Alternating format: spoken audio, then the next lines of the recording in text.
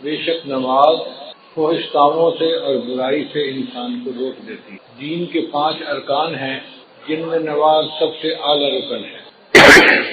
نبی اسلام نے ارشاد فرمایا حبب الی من دنیاکم ثلاث، تمہاری اس دنیا میں مجھے 3 چیزیں بہت پیاری ہیں، ایک خوشبو، دوسرا نیک بیوی اور تیسرا میری آنکھوں کی ٹھنڈک نماز میں ہے۔ تو نماز کو آنکھوں کی ٹھنڈک فرمایا۔ ایک حدیث پاک میں نبی صاحب نے فرمایا کہ الصلاۃ معراج المومن، نماز تو مومن کی معراج ہے۔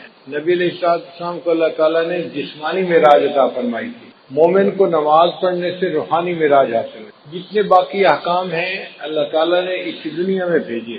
نماز کے حکم کے لیے اللہ نے اپنے محبوب صلی اللہ علیہ وسلم کو عرش پر بلایا اور وہاں پر نماز کا تحفہ عطا فرمایا۔ شروع میں 50 نمازیں فرض تھیں۔ نبی علیہ السلام جب واپس آنے لگے تو بہت خوش تھے کہ میرے پروردگار نے مجھے تحفہ دیا، میں اپنی امت کے پاس اللہ کا تحفہ لے کر جاؤں گا۔ راستے میں ایک آسمان کے اوپر حضرت موسیٰ علیہ السلام انتظار میں تھے۔ پوچھا اے اللہ کے حبیب صلی اللہ علیہ وسلم، اللہ تعالیٰ نے آپ کو کوئی تحفہ دیا؟ فرمایا 50 نمازوں کا۔ تو انہوں نے کہا اے اللہ کے محبوب صلی اللہ علیہ وسلم، میری امت پر چند نمازیں فرض تھیں اور ان کے لیے وہ پڑھنی بھی مشکل ہو گئی تھی، 50 نمازیں تو بہت زیادہ ہیں، آپ اللہ تعالیٰ سے عرض کریں کہ اللہ اس کو کم کر دیں۔ تو نبی علیہ السلام پھر اوپر عرش پر تشریف لے گئے، اللہ تعالیٰ نے 5 نمازیں کم کر دیں، 45 ہو گئیں۔ پھر دوبارہ موسیٰ علیہ السلام نے کہا کہ نبی علیہ السلام نے دوسری مرتبہ عرض کیا تو 40 ہو گئیں۔ غرض 9 مرتبہ اوپر نیچے جانا ہوا اور 45 نمازیں معاف ہو گئیں اور 5 نمازیں رہ گئیں۔ پھر نبی علیہ السلام نے فرمایا موسیٰ علیہ السلام کو کہ اب مجھے اللہ کے سامنے جاتے ہوئے حیا آتی ہے، شرم آتی ہے، 5 نمازیں تو ہیں، میری امت 5 نمازیں پڑھ لے گی، مگر اللہ نے فرمایا کہ میرے محبوب صلی اللہ علیہ وسلم آپ کی امت 5 نمازیں پڑھے گی، ہم ان کے نام اعمال میں 50 نمازوں کا ثواب لکھیں گے۔ من جاء بالحسنۃ فلہ عشر امثالھا، اللہ تعالیٰ نے 10 گنا اجر دینے کا وعدہ فرمایا۔ اب یہاں پر 2-3 نکتے ہیں، وہ ذرا غور سے سنیے کہ نبی علیہ السلام نے مسجد اقصیٰ میں سب انبیاء کی امامت فرمائی، تو حضرت موسیٰ علیہ السلام کیوں راستے میں بیٹھے تھے؟ حضرت ابراہیم علیہ السلام کیوں نہ بیٹھے؟ حضرت آدم علیہ السلام کیوں نہ بیٹھے؟ کوئی اور نبی علیہ السلام کیوں نہ بیٹھے؟ حضرت موسیٰ علیہ السلام راستے میں بیٹھے انتظار کیوں کر رہے تھے؟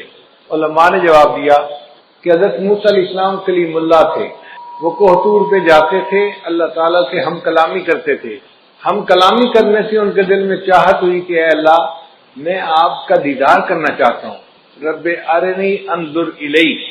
اب انہوں نے جب اللہ سے فریاد کی تو اللہ نے فرمایا میرے پیارے موسیٰ علیہ السلام دنیا میں تم زیارت نہیں کر سکتے، انک لن ترانی نہیں دیکھ سکتے، بلکہ اللہ تعالیٰ نے کوہ طور پر تجلی ڈالی تو موسیٰ علیہ السلام بے ہوش ہو کر گر گئے، اور وہ تجلی بھی 70,000 پردوں میں سے تھی۔ تو موسیٰ علیہ السلام نے سوچا کہ میں تو اللہ تعالیٰ کا دیدار نہیں کر سکا، اب اللہ تعالیٰ نے معراج پر اپنے محبوب صلی اللہ علیہ وسلم کو بلایا ہے تو محبوب اللہ کا دیدار کر کے آئیں گے، میں راستے میں بیٹھتا ہوں تاکہ میں سب سے پہلے ان کا دیدار کروں جو اللہ کا دیدار کر کے آ رہے ہیں۔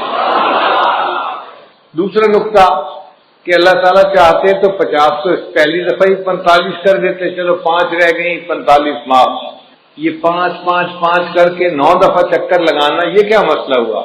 علماء نے جواب دیا کہ اللہ تعالیٰ اگر چاہتے تو ایسا کر سکتے تھے، مگر اللہ تعالیٰ نے 5 نمازوں کو معاف اس لیے کیا کہ کل کو کہنے والے اعتراض نہ کریں کہ اللہ کے حبیب صلی اللہ علیہ وسلم کو معراج حاصل ہوا تھا بس 1 دفعہ چلے گئے تھے۔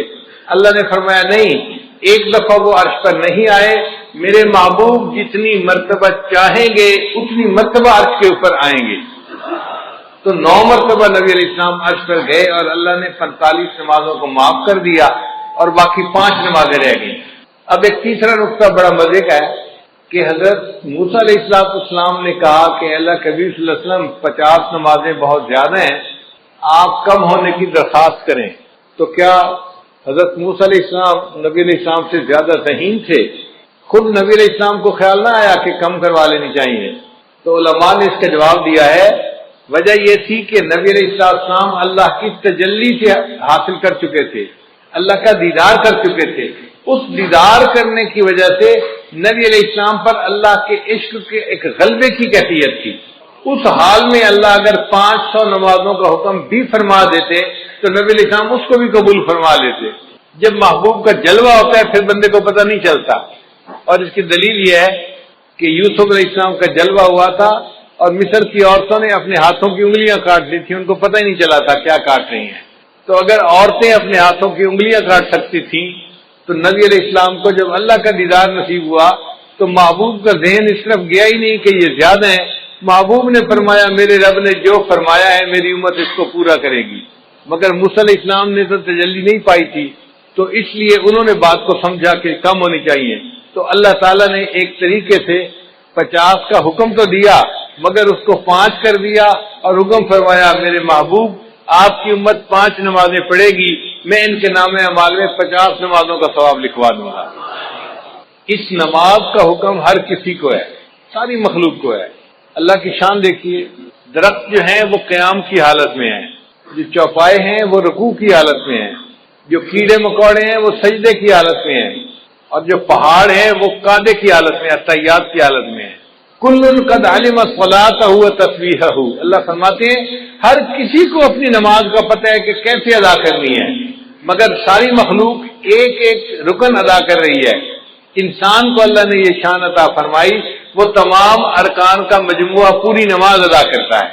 حدیث پاک میں آتا ہے عرش پہ فرشتے ہیں وہ بھی نماز ادا کرتے ہیں. جو قیام میں ہے وہ ساری زندگی قیام میں رہے گا، رکوع نہیں کر سکے گا. جو رکوع میں ہے ساری زندگی رکوع میں رہے گا، سجدے میں نہیں جائے گا. جو سجدے میں ہے ساری زندگی سجدے میں رہے گا، اتحیات میں نہیں جائے گا. جو اتحیات میں ہے ساری زندگی اتحیات میں. تو فرشتے ایک ایک رکن پر عمل کرتے ہیں اور اللہ نے انسان کو یہ شان عطا فرمائی ان تمام ارکان کا مجموعہ پوری نماز تکبیر اولیٰ سے لے کے سلام پھیرنے تک انسان کو عطا فرما دی. اور اس نماز کا حکم بچے کو بچپن سے دے دیا جاتا ہے. آپ حیران ہوں گے کہ جی بچپن سے کیسے دے دیا جاتا ہے؟ بھئی دیکھیں جب بچہ پیدا ہوتا ہے تو ایک کان میں اذان اور دوسرے میں اقامت. تو اذان میں کیا کہتے ہیں؟ حی علی الصلاۃ، حی علی الفلاح. تو نماز کے لیے بلایا نا بچے کو. تو اذان دینے کے کئی فوائد ہیں. ایک تو اللہ کا نام اس کے دماغ میں پہنچایا بچے کے دماغ میں، دوسرا اس کو نماز کا حکم بھی فرمایا، اور تیسرا اس کو یہ بھی بتا دیا کہ اے بچے تیری زندگی کی اذان بھی ہو چکی، اقامت بھی ہو چکی، اب جب نماز پڑھنے میں تھوڑا سا وقت باقی ہوتا ہے اتنا تیری زندگی ہے، اس زندگی کو تو گزارے گا تو تیری نماز جنازہ کھڑی ہو جائے گی. اور حکم نماز اس کا بھی جو ہے نا وہ صراحت ہے. دیکھیے اللہ تعالیٰ نے حضرت عیسیٰ علیہ السلام کو فرمایا تھا کہ آپ اپنی والدہ کی گواہی دیں. تو عیسیٰ علیہ السلام نے کہا تھا انی عبد اللہ آتانی الکتاب وجعلنی نبیا وجعلنی مبارکا اینما کنت واوصانی بالصلاۃ والزکاۃ. تو دیکھو بچہ ہے کہہ رہا ہے کہ اللہ نے مجھے حکم دیا نماز کا. تو بچپن میں ہی گویا نماز کا حکم مل جاتا ہے بچے کو. پڑھنی تو ہوتی ہے جب وہ بالغ ہوگا، فرض اس وقت ہوگی، حکم پہلے سے دے دیا جاتا ہے اس کی اہمیت کی وجہ سے. یہ نماز اتنی اہم ہے. یہ ایسے ہی ہے بچہ چھوٹا ہوتا ہے ماں باپ بچپن میں کہہ دیتے ہیں بیٹا ہم نے تجھے حافظ بنانا ہے، ہم نے تجھے عالم بنانا ہے، تجھے انجینئر بنانا ہے، ڈاکٹر بنانا ہے، ہم نے تجھے پائلٹ بنانا ہے. اب وہ چھوٹا سا بچہ ہے لیکن پائلٹ بننے کے لیے اس کو اسی وقت سے کہنا شروع کر دیتے ہیں اہمیت کی وجہ سے. اسی طرح نماز کے لیے بچپن میں ہی کہہ دیا گیا اگرچہ نماز فرض تو ہونی تھی جب اس نے جوان ہونا تھا. صلاۃ عربی کا لفظ ہے اور اس کے جو حروف اصلی ہیں وہ 3 ہیں، صاد، لام اور الف. صلاۃ. اور جس لفظ کے یہ حروف ہوں اس کے 3 معنی ہوتے ہیں. ایک ہوتا ہے دعا کرنا، دوسرا ہوتا ہے تعظیم کرنا اور تیسرا ہوتا ہے ٹیڑھے پن کو ٹھیک کرنا. تو نماز میں یہ تینوں صفات پائی جاتی ہیں. نماز میں تعظیم الہی بھی ہے. آپ دیکھیں تعظیم کے 4 طریقے ہوتے ہیں. کسی کو دیکھ کے ادب سے کھڑا ہو جائے، کسی کو دیکھ کے اس کے سامنے جھک جائے، کسی کو دیکھ کے اس کے پاؤں کے اوپر جو ہے وہ جا پڑے، یا کسی کو دیکھے تو اٹھ کے بیٹھ جائے. تو 4 طریقے تھے، اللہ نے نماز میں چاروں طریقے مکمل کر دیے. تو نماز میں تعظیم بدرجہ اتم موجود ہے. دوسرا ہوتا ہے کہ دعا کرنا. نماز میں دعا موجود ہے، ہم پڑھتے ہیں رب اجعلنی مقیم الصلاۃ ومن ذریتی، یہ دعا ہے جو ہم نماز میں مانگ رہے ہوتے ہیں۔ اور تیسرا معنی ہے ٹیڑھے پن کو ٹھیک کرنا، تو جیسے آگ کے ذریعے سے بانس اگر ٹیڑھا ہو تو اس کو سیدھا کر لیا جاتا ہے، اسی طرح نماز بھی اپنے نور کی گرمی سے انسان کے ٹیڑھے اخلاق کو ٹھیک کر دیتی ہے، انسان کو نیک بنا دیتی ہے۔ اب ایک نقطہ اور بھی ہے کہ 5 نمازیں اللہ نے کیوں بنائی؟ 7 بن جاتی، 3 بن جاتی، 10 بن جاتی، 5 کیوں؟ علماء نے اس کا خوبصورت جواب دیا۔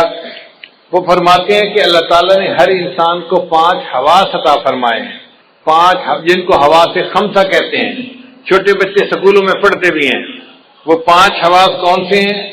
دیکھنا، سننا، سونگھنا، چھونا اور چکھنا، یہ 5 حواس ہیں جو اللہ نے ہر بندے کو عطا فرمائے ہیں، اور 5 حواس پر شکریہ ادا کرنے کے بدلے اللہ نے ان پر 5 نمازیں فرض فرما دی۔ جو 5 نمازیں پڑھتا ہے وہ گویا 5 حواس کا شکریہ ادا کر رہا ہوتا ہے اللہ کا۔ بعض علماء نے کہا کہ 5 نعمتیں بنیادی ہیں، کھانا، پینا، کپڑا، مکان، بیوی۔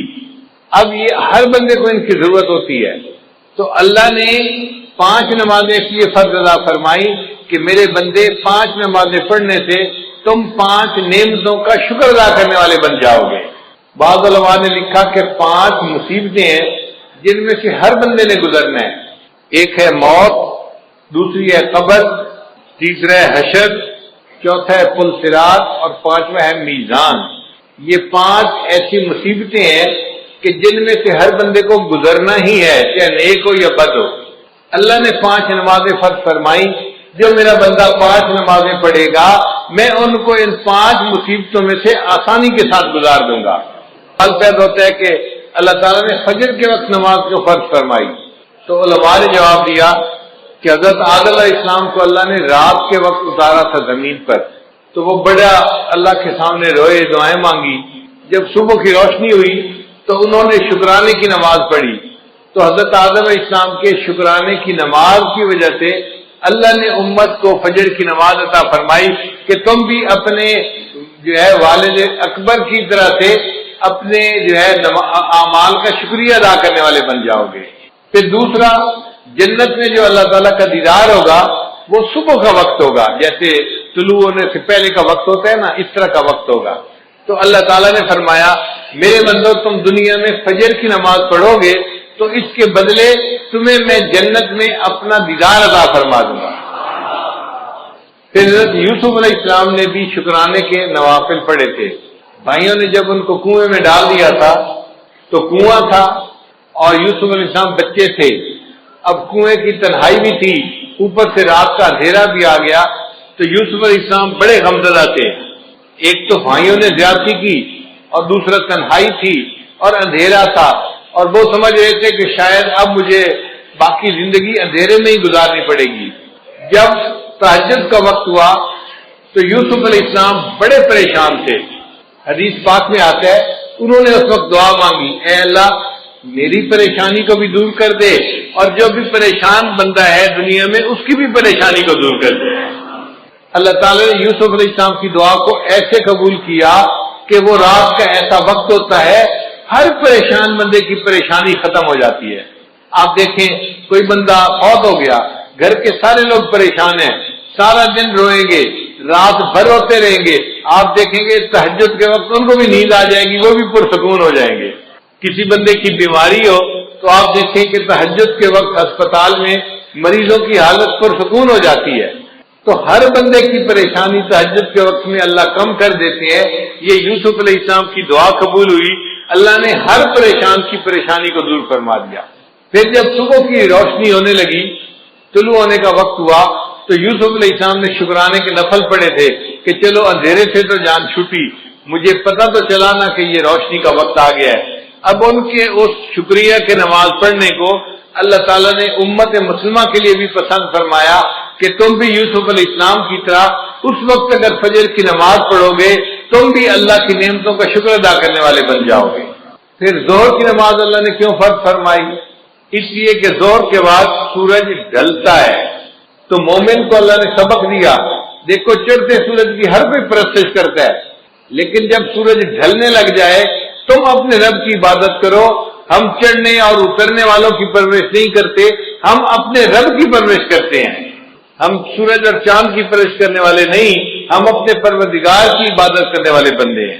پھر یہ کہ وہ گرمی کا وقت ہوتا ہے تو اللہ تعالیٰ نے فرمایا میرے بندو تم میں سے جو کوئی ظہر کی نماز پڑھے گا گرمی کے وقت میں اس کے بدلے اس کے لیے قیامت کے دن کی گرمی کا جو ہے نا برداشت کرنا آسان کر دوں گا، اس کو میں عرش کا سایہ عطا فرما دوں گا۔ پھر عصر کا وقت وہ وقت ہے کہ جب آدم علیہ السلام نے جنت میں گندم کا دانہ کھایا تھا تو چونکہ ایک بھول ہو گئی تھی تو اللہ تعالیٰ نے اس وقت نماز کو فرض فرما دیا کہ بندو تم بھی نماز پڑھو، تمہارے جد امجد سے بھول ہو گئی تھی، میں نے اس کو معاف کر دیا تھا، اب تم عصر کی نماز پڑھو گے، تم سے زندگی میں جو کئی بھول چوک ہوگی میں اس کو بھی معاف فرما دوں گا۔ پھر عصر کے وقت حضرت یونس علیہ السلام کو مچھلی نے اپنے پیٹ سے باہر نکالا تھا تو اللہ تعالیٰ نے فرمایا کہ میرے بندو تم بھی حالات کی مچھلی کے پیٹ میں پھنس سکتے ہو۔ مثال کے طور پہ کوئی قرضے کے اندر پھنسا ہوا ہے، ادا نہیں ہو رہا، کسی کا کاروبار بند ہے، چلتا نہیں، کوئی بیماری کی مصیبت میں پھنسا ہوا ہے، بیماری دور نہیں ہوتی، کوئی بچی گھر بیٹھی ہے، رشتہ نہیں آتا، وہ حالات کی مچھلی کے پیٹ میں پھنسی ہوئی ہے۔ اب اس مچھلی کے پیٹ سے کیسے نکلے؟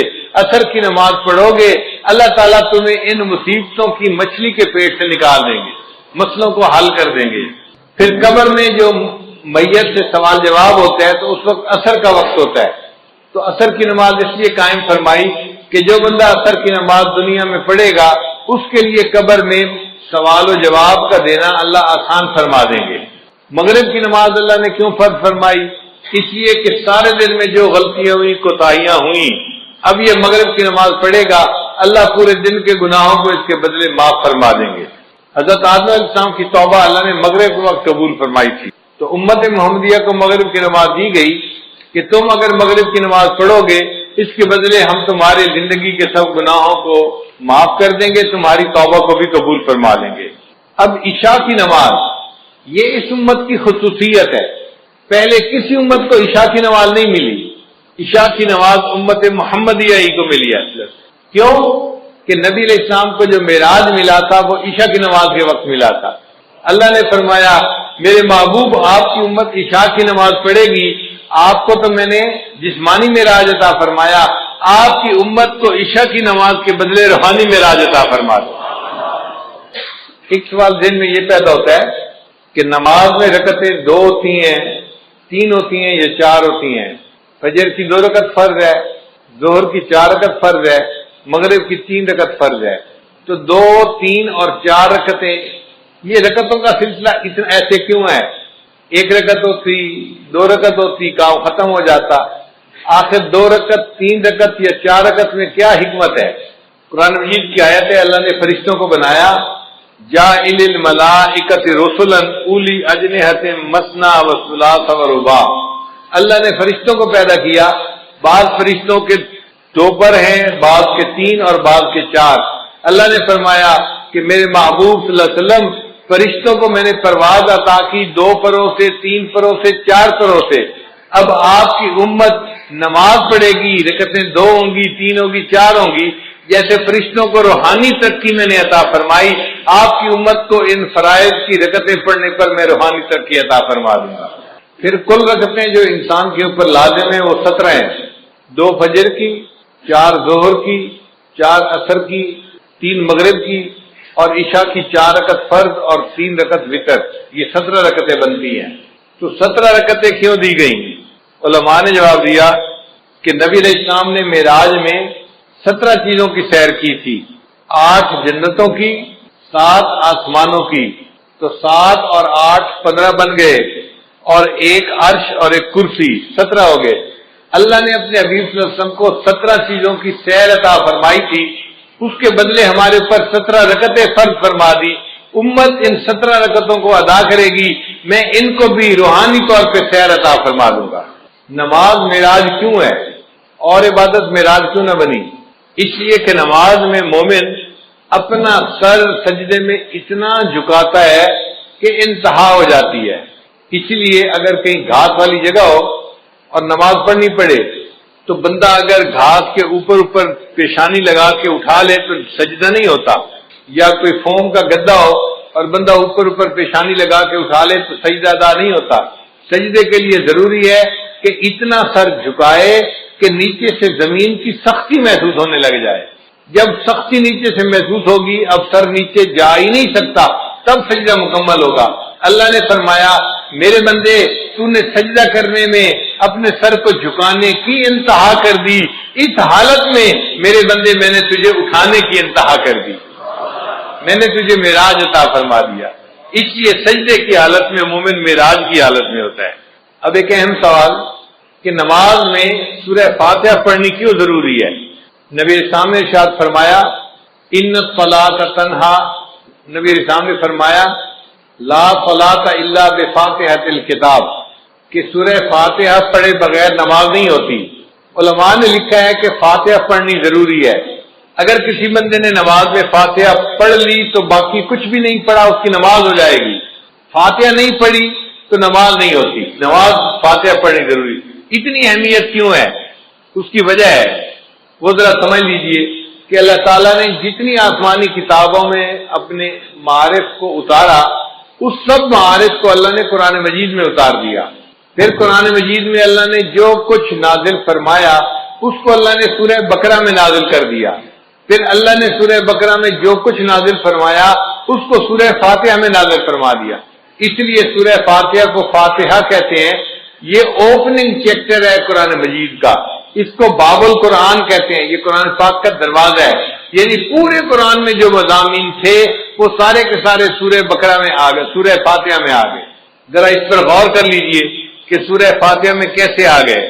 سورہ فاتحہ میں الحمدللہ یہ دو الفاظ ہیں جو اللہ کی تعریف کرتے ہیں.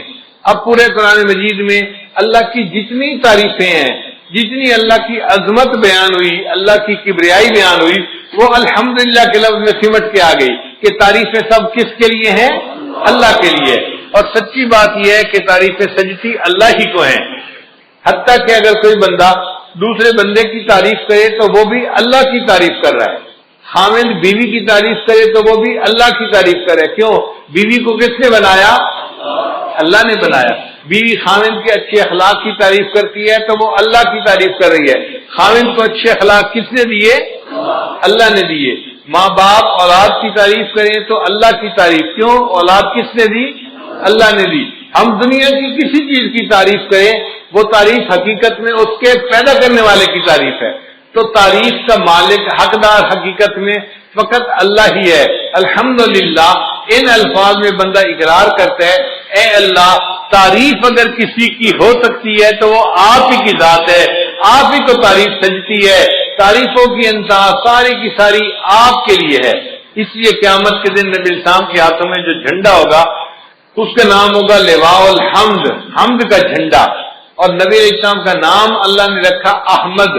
احمد کا معنی وہ بندہ جس نے اللہ کی سب سے زیادہ دنیا میں تعریفیں کی ہوں. اور واقعی جتنی نبی اسلام نے اللہ کی تعریفیں کی ہیں دنیا میں کسی اور نے اللہ کی اتنی تعریفیں نہیں کی. اور اس امت کا نام قیامت کے دن ہوگا حمادون، اللہ کی سب سے زیادہ تعریفیں کرنے والے. اور نبی علیہ السلام کو جنت میں جو گھر ملے گا، محل ملے گا، اس کا نام ہوگا بیت الحمد. تو اللہ تعالیٰ کے لیے سب حمد ہے. اس لیے فرشتے بھی کہیں گے وقیل الحمدللہ رب العالمین. تو سب تعریفیں کس کے لیے ہیں؟ تو الحمدللہ کے الفاظ نے اللہ تعالیٰ کی تمام تعریفوں کو اپنے اندر سمیٹ لیا. پھر آگے فرمایا رب العالمین، جو جہانوں کا رب ہے. رب کہتے ہیں آقا کو، مولا کو، پرورش دینے والے کو. جیسے ماں باپ بچے کی پرورش کرتے ہیں تو ماں باپ بیٹے کے رب ہوتے ہیں، مربی ہوتے ہیں. مالی پودے کی پرورش کرتا ہے، اس کو چھوٹے سے لے کے درخت تک جو ہے وہ لے جاتا ہے تو وہ اس کا مربی ہوتا ہے. اسی لیے یہ رب کی صفت پرورش دینے والے کی صفت ہے. اللہ تعالیٰ ساری کائنات کا رب ہے، وہ ساری کائنات کو پالتا ہے. پالنے کی صفت کس میں ہے؟ اللہ رب العزت کے اندر. اس لیے اللہ تعالیٰ نے انسان کو دنیا میں بھیجنے سے پہلے عالم ارواح میں پیدا فرمایا چھوٹے چھوٹے جسموں کے ساتھ، اور ان سے وعدہ لیا تھا الستو بربکم، کیا میں تمہارا رب نہیں ہوں؟ تو اس سوال کے جواب میں نبی علیہ السلام نے سب سے پہلے کہا تھا بلا، اے اللہ آپ ہی ہمارے پروردگار ہیں، رب ہیں۔ اور آپ کے جواب کو سن کر پھر ساری مخلوق نے اس جواب کو ریپیٹ کیا تھا، اللہ آپ ہی ہمارے رب ہیں۔ اللہ نے فرمایا اچھا، سب نے میرے ساتھ وعدہ تو کر لیا، مجھے رب سمجھتے ہو، میں تمہیں دنیا میں بھیجتا ہوں آزمانے کے لیے کہ دنیا میں جا کے تم کس کو رب مانتے ہو۔ چنانچہ آج لوگ سمجھتے ہیں ہم نوکری سے پل رہے ہیں، ہم فیکٹری سے پل رہے ہیں، ہم زراعت سے پل رہے ہیں، ہم کاروبار سے پل رہے ہیں۔ نہیں، ہم اللہ سے پل رہے ہیں، اللہ ہمیں پال رہا ہے، ہمیں کوئی اور چیز نہیں پال رہی۔ اسی لیے دعوت تبلیغ والے لوگ کہتے ہیں نا کہ بھائی ان اسباب کی نفی کرو۔ سچی بات ہے، جس طرح پہلے زمانے میں لات اور منات کی نفی کی جاتی تھی، اسی شد و مد کے ساتھ ان اسباب کی نفی کرنی چاہیے، اپنے دل کو سمجھانا چاہیے میں زراعت سے نہیں پل رہا، میں اپنی تجارت سے نہیں پل رہا، میں اپنی نوکری سے نہیں پل رہا، میں فیکٹری سے نہیں پل رہا، مجھے کون پال رہا ہے؟ میرا اللہ مجھے پال رہا ہے۔ رب ہمارا کون ہے؟ اللہ ہے، اللہ پالنے والا ہے۔ تو نظر اللہ پہ رکھیں، اسباب پہ نظر نہ رکھیں۔ تو نے پتھر میں کیڑے کو پالا، خشک مٹی سے سبزہ نکالا، یہ تیرا ہے جہاں، یہ زمین آسماں اے خدایا، کس نے تیری حقیقت کو پایا۔ ہمارے ایک دوست تھے ڈاکٹر صاحب، وہ کہتے ہیں کہ میں اپنے بچوں کو لے کے سوات سیر کے لیے گیا، ایک پتھر مجھے نظر آیا، ذرا پنک رنگ کا تھا، تو میری بیوی کہنے لگی ہمارے جو بیٹھک ہے نا اس میں پنک رنگ کی چیزیں ہیں اور یہ پتھر بالکل اسی رنگ کا ہے، اس پتھر کو اٹھا لو گھر میں جا کے رکھ دیں گے تو یہ ان سے میچ کر جائے گا، اور تو بیچاروں کو ہر وقت میچنگ کی پڑی ہوئی ہوتی ہے۔ چنانچہ وہ پتھر انہوں نے اٹھا لیا، وہ گول سا پتھر تھا، وہ کہتے ہیں کہ وہ پتھر 3 سال ہمارے گھر پڑا رہا ڈیکوریشن پیس کے طور پہ، جو آتا پتھر کو دیکھ کر بڑا خوش ہوتا، کتنا خوبصورت پتھر ہے اور بالکل رنگ میچ کر رہا ہے۔ کہنے لگے کہ 3 سال کے بعد ایک دن میری بیوی گھر کی صفائی کر رہی تھی، صفائی کرتے ہوئے اس نے جو پتھر کو اٹھایا کہ میں اس کو ذرا صاف کر دوں کپڑے سے، ہاتھ سے پتھر گرا اور نیچے گر کر ٹوٹ گیا۔ جب پتھر ٹوٹا تو وہ اندر سے خالی تھا، ہالو تھا۔ کہنے لگی کہ اس نے دیکھا اندر ایک کیڑا تھا اور اسے چلنا شروع کر دیا۔ 3 سال وہ پتھر ہمارے گھر میں رہا اور اللہ نے اس بند پتھر کے اندر اس کیڑے کو پال کے دکھا دیا۔ تو جو پروردگار مخلوق کو رزق دیتا ہے، پالتا ہے، اس پروردگار ہی کے لیے تعریفیں ہیں۔ تو رب العالمین کے لیے لفظ سے گویا ہم نے اتنی بڑی بات کو تسلیم کر لیا کہ ہمارا رب کون ہے، اور وہ ایک بندے کا رب نہیں ہے یا انسانوں کا رب نہیں ہے، وہ جہانوں کا رب ہے، جو مخلوق ہے جہاں بھی ہے سب کا رب وہی ہے۔ اسی لیے قرآن مجید کو الحمدللہ رب العالمین سے شروع کیا اور آخر پہ جا کے ختم کہاں کیا؟ قل اعوذ برب الناس ملک الناس۔ تو رب کے لفظ پہ جا کے قرآن مجید کو ختم بھی کیا۔ اور انسان جب دنیا سے جائے گا قبر میں تو فرشتے آ کے جو پہلا سوال پوچھیں گے وہ سوال ہوگا من ربک، تیرا رب کون ہے؟ تو دنیا میں کیا ایمان بنا کے آیا، کیا سیکھ کے آیا، بتا تیرا رب کون ہے؟ جو اللہ پہ توکل کرتا ہوگا وہ کہے گا ربی اللہ، میرا رب اللہ ہے۔ اور جس نے دنیا میں محنت کی ہوگی وہ کہے گا ہے ہاتھ لا ادری، مجھے نہیں پتا میرا رب کون ہے، پھر اس کی پٹائی ہوگی۔ اس لیے یہ رب کے سبق کو ہم نے اچھی طرح یاد کرنا ہے تاکہ قبر میں بھی سوال کا جواب دینا آسان ہو جائے، اور قیامت کے دن بھی انسان اپنے رب کے سامنے کھڑے ہوں گے۔ یوم یقوم الناس لرب العالمین، انسان اپنے رب کے سامنے کھڑے ہوں گے۔ تو رب العالمین کے لفظ نے اللہ کی ربوبیت کو کے مضمون کو اپنے اندر سمیٹ لیا۔ اب ربوبیت قاہرانہ بھی ہوتی ہے اور ربوبیت راحمانہ بھی ہوتی ہے۔ باپ بھی مربی ہوتا ہے مگر روب ہوتا ہے، جلال ہوتا ہے، تھپڑ بھی لگا دیتا ہے بچے کے، سختی کرتا ہے۔ اور ماں میں بھی جو ہے یہ ربوبیت ہوتی ہے، مربیانہ صفت ہوتی ہے مگر رحمت والی ہوتی ہے۔ ماں محبت سے بچے کی پرورش کرتی ہے۔ اب اللہ تعالیٰ اس کائنات کے رب ہیں تو ان کی ربوبیت کیسی ہے؟ فرمایا الرحمن الرحیم، رحمت والی ربوبیت ہے اللہ کی، وہ رحمت کی ربوبیت سے پوری کائنات کی پرورش فرما رہا ہے۔ اب رحمان اور رحیم دو لفظ ہیں۔ رحمان کہتے ہیں اس ذات کو کہ جس کے پاس بے انتہا خزانے ہوں، اور رحیم کہتے ہیں کہ اس کے خزانے استعمال بھی بے انتہا ہو رہے ہوں۔ دو صفتیں ہوتی ہیں، بندے کے پاس پیسہ بھی بہت زیادہ ہو اور دل بھی بہت بڑا ہو کہ اپنے پیسے کو غریبوں پہ تقسیم بھی کر رہا ہو۔ کئی مرتبہ بندہ سخی تو بڑا ہوتا ہے، پیسے ایک ڈھیلا پیسے کا نہیں ہوتا، اس کی سخاوت کس کام کی؟ یا بندے کے پاس پیسہ تو بہت ہوتا ہے، خرچ کرنے کی صفت نہیں ہوتی تو پیسہ کس کام کا؟ مزہ تو تب ہے کہ پیسہ ہو بھی بہت زیادہ اور خرچ کرنے کی عادت بھی خوب ہو اس کی۔ اللہ تعالیٰ میں یہ دونوں صفتیں موجود ہیں۔ اللہ کے پاس رحمتوں کے خزانے بھی بے انتہا ہیں اور اللہ کی رحمت خرچ بھی بے انتہا ہو رہی ہے، اپنے اور پرائے سب پہ خرچ ہو رہی ہے۔ رحمان کہتے ہیں اس کو جو دنیا میں اپنے اور پرائے سب پر رحمت فرماتا ہے۔ دیکھیں دنیا میں کافروں کو جو رزق ملتا ہے کون دیتا ہے؟ کافروں کو اولاد کون دیتا ہے؟ صحت کون دیتا ہے؟ رزق کھانے کو کون دیتا ہے؟ اللہ دیتا ہے۔ وہ کتنا رحیم ہے، رحمان ہے کہ جو ایمان والوں کو بھی رحمت نواز رہا ہے اور کافروں کو بھی رحمت سے نواز رہا ہے۔ تو اپنے اور پرائے سب کو وہ ایمان والوں کو بھی دیتا ہے، وہ وفاداروں کو بھی دیتا ہے، وہ دنیا میں غداروں کو بھی دیتا ہے۔ وہ بڑا کریم آقا ہے۔ اور قیامت کے دن اللہ تعالیٰ ایمان والوں کے ساتھ خاص رحمت فرمائیں گے، وَكَانَ بِالْمُؤْمِنِينَ رَحِيمًا۔ پھر رحمان کہتے ہیں کہ جس کی رحمت دنیا میں خاص ہو، اور رحیم کہتے ہیں کہ جس کی رحمت آخرت میں خاص ہو۔ تو رحمان اور رحیم کے دو لفظ لانے سے عجیب مضامین کو سمیٹ لیا گیا۔ اب پورے قرآن مجید میں رحمت کے جتنے مضامین ہیں وہ رحمان اور رحیم کے لفظ کے اندر سمٹ کے آ گئے۔ پھر اس کے بعد فرمایا مالک یوم الدین، اللہ تعالیٰ قیامت کے دن کا مالک ہے۔ ایک ہوتا ہے قیامت کے دن کا منصف ہونا، قاضی ہونا۔ بھائی دیکھیں جو قاضی ہوتا ہے نا وہ قانون کا پابند ہوتا ہے، وہ ملزم کی فیور نہیں کر سکتا۔ وہ کہتا ہے جی مجھے تو قانون کے مطابق فیصلہ کرنا تھا، میں تو مجبور تھا، میں فیور نہیں کر سکتا۔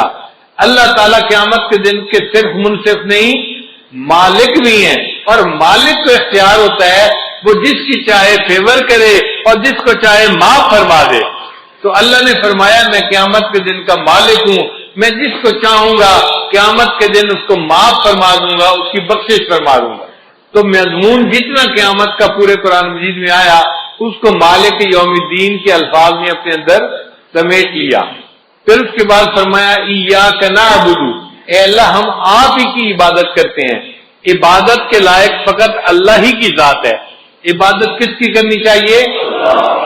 اب مشرک کیا کرتے ہیں؟ وہ کہتے ہیں ہم اللہ کی بھی عبادت کرتے ہیں۔ بھائی یہ بھی کا نقطہ نہیں چاہیے، ہم اللہ ہی کی عبادت کرتے ہیں۔ اب کوئی بندہ کہے جی نقطے سے کیا بنتا ہے؟ بھائی نقطے سے بہت فرق پڑتا ہے۔ آپ بتاؤ اگر کوئی بیوی کسی خاوند کو کہے میں آپ کی بھی بیوی ہوں تو اس کو نقطہ قبول ہوگا؟ خاوند کہے گا نہیں تم کہو میں آپ ہی کی بیوی ہوں۔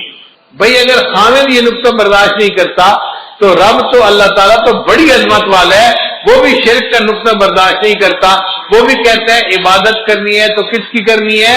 فقط اللہ ہی کی کرنی ہے۔ ایاک نعبد، آپ ہی کی اللہ عبادت کرتے ہیں اور آپ ہی سے مدد مانگتے ہیں۔ ہمارے حاجت روا بھی آپ ہیں، مشکل کشا بھی آپ ہیں۔ اللہ ہمارے جو ہیں وہ کام کو سر انجام دینے والے آپ ہی ہیں، اللہ ہی کی طرف توجہ رکھنی ہے۔ تو مدد ہم کس سے مانگا کریں؟ اللہ سے مانگا کریں۔ مخلوق سے مدد مانگنے کی کوئی ضرورت نہیں، مخلوق مدد نہ مانگے، اللہ سے مدد مانگے جو حقیقت میں انسان کی ہر حال میں مدد کر سکتا ہے۔ مخلوق تو کبھی مدد کے لیے آ جائے گی اور کبھی کہے گی بھائی میں چاہتا ہوں کہ میں آپ کو قرض دے دوں، میرے حالات ساتھ نہیں دے رہے، میرا کاروبار ساتھ نہیں دے رہا، میری مجبوری ہے، میرے گھر والے ساتھ نہیں دے رہے۔ تو مخلوق تو مجبور ہوتی ہے، دوسرے کی مدد نہیں کر سکتی۔ ایسے مجبوروں سے مدد کیا مانگنا؟ مدد اس سے مانگو جس کو کوئی مجبوری نہیں وہ جب چاہے جہاں چاہے جس کی چاہے ہر حال میں مدد کر سکتا ہے۔ اس کے بعد فرمایا اہدنا الصراط المستقیم، اللہ ہمیں سیدھے راستے کی رہنمائی فرما دیجیے۔ چنانچہ سب سے اہم چیز جو انسان کو مانگنی چاہیے وہ ہدایت ہے۔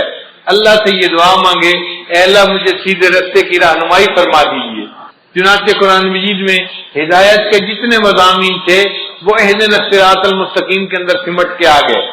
اب اللہ نے آگے بتا دیا کہ سیدھا راستہ کون سا ہے، تو یہ نہیں کہا کہ صراط القرآن والحدیث، قرآن اور حدیث کے راستے پہ چلنا وہ سیدھا راستہ ہے۔ اللہ نے فرمایا نہیں، صراط الذین انعمت علیہم، ان لوگوں کا راستہ جن پر اللہ تیرا انعام ہوا، وہ بندے جس راستے کے اوپر چلے ہم ان کے پیچھے چلیں گے، ان کی اقتدا کریں گے، ان کی پیروی کریں گے۔ تو نیک بندوں کی پیروی کرنے کو سیدھا راستہ بتایا گیا۔ اس لیے ہم جو اپنے بڑوں کی اقتدا کرتے ہیں حقیقت میں ہم اللہ کے نیک بندوں کی پیروی کر رہے ہوتے ہیں۔ اللہ وہ نیک بندے کون سے ہیں؟ اللہ نے فرمایا 4 ہیں، ان کی عبادت ان کی پیروی کرنا۔ کون سے؟ من النبیین والصدیقین والشہداء والصالحین، انبیاء، صدیقین، شہداء اور صالحین، ان 4 کی بات ماننا، ان کے راستے کے اوپر چلنا، تو سیدھے راستے پہ چلنے والے بن جاؤ گے۔ تو 4 کی ماننا اور 4 کی مت ماننا۔ اللہ وہ 4 جن کی نہ مانے وہ کون سے ہیں؟ اللہ فرماتے ہیں غیر المغضوب علیہم ولا الضالین، وہ جن پر غضب ہوا اور جو راستے سے بھٹک گئے وہ 4 لوگ ہیں، ان کی نہ ماننا۔ اللہ 4 کی تفصیل کر دیجئے۔ اللہ فرماتے ہیں وہ ہیں یہود اور نصارہ اور مشرکین اور ملحدین، یہ 4 لوگ ہیں، ان کے راستے پہ بالکل نہیں جانا تم نے۔ تو 4 کی ماننی ہے، 4 کی نہیں ماننی۔ جن کی ماننی ہے وہ انعام یافتہ لوگ ہیں، انبیاء، صدیقین، شہداء اور صالحین، اور جن کی نہیں ماننی وہ ہیں یہود، نصارہ، مشرکین اور ملحدین۔ اللہ تعالی ہمیں ان 4 مغضوب علیہم لوگوں کے راستے پر قدم اٹھانے سے محفوظ فرمائے، اور ہمیشہ اپنے انعام یافتہ بندوں کے راستے پہ چلنے کی اللہ ہمیں توفیق عطا فرمائے۔ اس لیے چونکہ پورے قرآن مجید کے مضامین کا خلاصہ سورہ بقرہ میں آ گیا، اللہ تعالیٰ نے سورہ بقرہ کا نماز میں پڑھنا لازم کر دیا، فرمایا لا صلاۃ الا بفاتحۃ الکتاب۔ اس لیے سورہ فاتحہ کا پڑھنا ضروری ہے۔ ہم جب نماز پڑھیں تو سورہ فاتحہ کے ایک ایک لفظ کے مضمون پر غور کریں اور سوچیں کہ اللہ نے کیا حکم دیا اور ہمیں اس کے مطابق اپنی زندگی کو بنانے کی ضرورت ہے۔ اب ایک اور نقطہ، آخر اللہ تعالیٰ کو نماز اتنی پسند کیوں ہے کہ نبی علیہ السلام نے فرمایا مومن اور کافر کے درمیان فرق کرنے والی چیز نماز ہے، اور جو بندہ نماز پڑھے گا اللہ تعالیٰ اس کے سارے دن کے کاموں کا ذمہ دار بنے گا، اللہ اس کے کاموں میں اس کی مدد کرے گا، اور اس کی اللہ تعالیٰ ہر حال میں جو ہے وہ پشت پناہی فرمائیں گے۔ تو نماز آخر اتنی پسند کیوں ہے؟ اللہ کیوں خوش ہوتے ہیں؟ علماء نے اس کا جواب دیا کہ جب مومن نماز پڑھتا ہے تو اس سے شکل جو ہوتی ہے نا وہ احمد کے لفظ کی بنتی ہے۔ قیام میں ہماری حالت الف کی مانند ہوتی ہے، رکوع میں ہماری حالت ہا کی مانند ہوتی ہے، اور سجدے میں ہماری حالت میم کی مانند ہوتی ہے، اور اتحیات میں ہماری حالت دال کی مانند ہوتی ہے۔ اب سب ارکان کو جمع کرو تو کون سا لفظ بنا؟ احمد کا لفظ بنا، اور احمد اللہ کے محبوب کا نام ہے۔ اللہ فرماتے ہیں میرے بندے تو نماز میری پڑھ رہا ہے لیکن تیرا جسم میرے محبوب کے نام کی شکل بنا رہا ہے، تو مجھے میرے محبوب کی یاد دلا رہا ہے، اس حال میں مجھے تیرے اوپر بھی پیار آ رہا ہے، تجھ سے بھی مجھے محبت ہو گئی۔ پھر سجدہ جو ہے نا یہ نماز کے اندر سب سے اہم پوزیشن ہے کہ بندہ اپنی پیشانی اللہ کے سجدہ فنا کی مانند ہے اور سجدے سے اٹھنا بقا کی مانند ہے، اس لیے سجدے کی بڑی اہمیت ہے۔ اس کی مثال یوں سمجھیں کہ جیسے کوئی کسی کے قدموں پہ جا پڑے منت سماجت کرتے ہوئے، بندہ اپنے پروردگار کے قدموں پہ جا پڑتا ہے، اس کے سامنے سر کو زمین پہ رکھ دیتا ہے، اے اللہ مجھ سے جو غلطیاں کوتاہیاں ہوئی تو مجھے معاف کر دے، میں نے تیرے سامنے اپنے سر کو جھکا دیا۔ اور یہ دنیا میں سجدہ کرنے کی سعادت جس کو نصیب ہوگی آخرت میں بھی وہی سجدہ کر سکے گا۔ قرآن مجید میں ہے اللہ تعالیٰ قیامت کے دن بندے کو کھڑا فرمائیں گے اور پھر ان کے سامنے ساق کی تجلی فرمائیں گے، یوم یکشف عن ساق، اور جب تجلی فرمائیں گے تو جو نمازی ہوں گے وہ سارے سجدے میں جا پڑیں گے، اور جو نماز نہیں پڑھتے ہوں گے ان کی کمر جو ہوگی نا وہ بالکل سیدھی ہو جائے گی، سخت ہو جائے گی، اور وہ سجدہ کر ہی نہیں سکیں گے، وہ سجدے سے محروم ہو جائیں گے۔ ہم دنیا میں غیب کے سجدے کرتے پھر رہے ہیں، دنیا میں غیب کا سجدہ ہے، معبود سامنے تو نہیں ہے، مگر ایک وقت آنے والا ہے کہ ہمیں ایسا بھی سجدہ اللہ عطا فرمائیں گے کہ جب اللہ کا دیدار ہو رہا ہوگا، اس کی ذات کا دیدار ہوگا، اور اس وقت ہم شہود کا سجدہ کریں گے۔ وہ خوش نصیب لوگ ہوں گے جو شہود کا سجدہ کریں گے اور اللہ سے اس کی نعمتوں کو پانے والے بن جائیں گے۔ اس لیے قرآن مجید میں ہے کہ جو لوگ جہنم میں جائیں گے ان سے فرشتے پوچھیں گے اور تمہیں جہنم سے بچانے والا کوئی نہیں تھا، تم کیا کرتے تھے جو جہنم میں آ گئے؟ تو وہ کہیں گے لم نکو من المصلین، ہم نمازی نہیں تھے، ہم بے نمازی تھے، اس لیے ہمیں جہنم میں بھیجا گیا۔ تو جہنم میں جانے کی جو بڑی وجہ ہوگی وہ بے نمازی ہونا ہے۔ اس لیے ہمیں نماز کی پابندی کرنی چاہیے اور نماز کو بہت اہتمام کے ساتھ پڑھنا چاہیے۔ عورتیں نماز میں سستی کرتی ہیں، گھر کے کاموں کی وجہ سے نمازیں قضا کر بیٹھتی ہیں، یہ بہت بڑی کوتاہی ہے، اس سے بچنے کی ضرورت ہے۔ اور ایک نقطہ یاد کر لیجئے کہ اگر نماز پڑھنا اور یا کوئی کام کرنا دو آپشن سامنے آئیں تو ہمیشہ نماز پہلے پڑھیں، کام کو پیچھے چھوڑیں۔ لوگوں کی عادت ہوتی ہے اور جی یہ کام کر لیتے ہیں پھر نماز پڑھ لیں گے، نہ یہ بڑی غلطی ہے۔ پہلے نماز پڑھیں پھر کام کریں۔ عورتیں یہی تو کہتی ہیں میں مہمانوں کو چائے دے دوں پھر نماز پڑھ لیتی ہوں، اور مہمانوں کو چائے دیتے دیتے نماز قضا ہو جاتی ہے۔ میں یہ کام کر لوں پھر نماز پڑھ لوں گی، اور اس کام کے کرتے کرتے نماز قضا ہو جاتی ہے۔ تو عورتیں یہ بات توجہ سے سنیں، جب نماز اور کسی کام کے درمیان چوائس آئے تو کس کو چوز کرنا چاہیے؟ نماز کو چوز کرنا چاہیے، نماز کو مقدم کرنا چاہیے۔ ہم نماز کو چوز کریں گے، اللہ اس کے بدلے دنیا کے کاموں میں ہماری مدد۔ ہم ایک مرتبہ پشاور سے واپس اسلام آباد کی طرف آ رہے تھے، راستے میں عصر کا وقت ہو گیا، اول وقت تھا۔ میں نے دوستوں کو کہا کہ بھئی نماز کے لیے روکو، پہلے نماز پڑھیں گے پھر آگے سفر کریں گے۔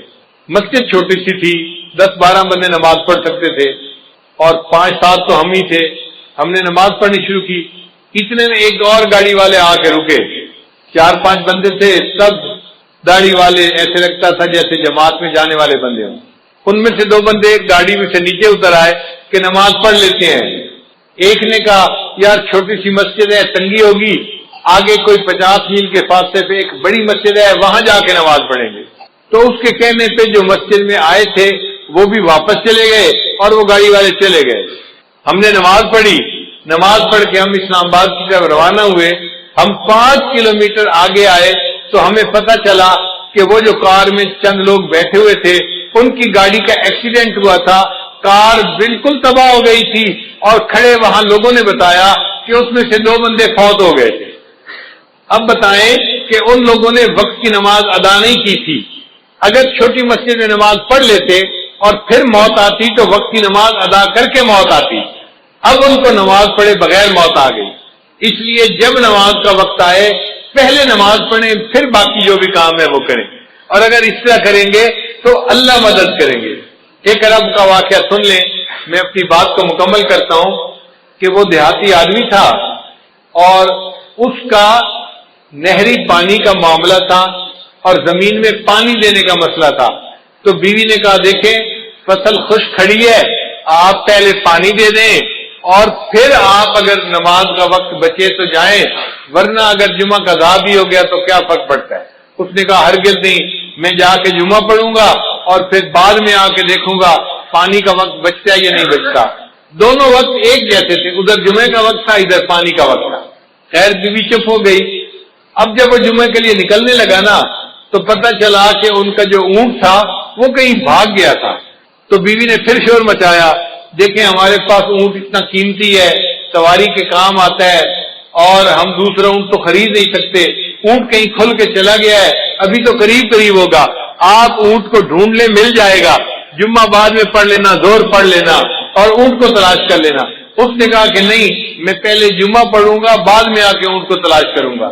وہ بندہ خیر جمعہ پڑھنے چلا گیا. اللہ کی شان دیکھیں، جب جمعہ پڑھ کے گھر واپس آیا کیا دیکھتا ہے کہ اونٹ دروازے کے اوپر بندھا ہوا ہے. اس نے بیوی سے پوچھا یہ اونٹ کیسے آیا؟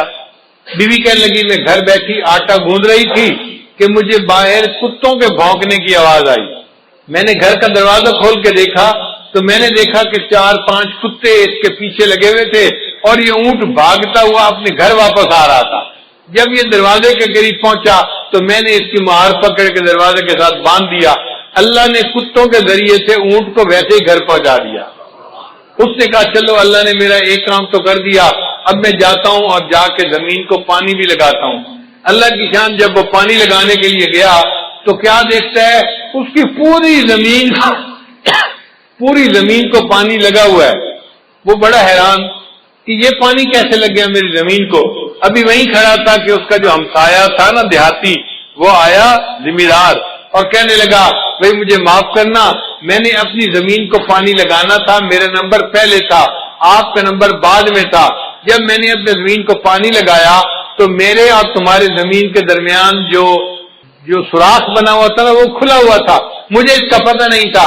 میں اپنی زمین کو پانی لگاتا رہا، جب لگا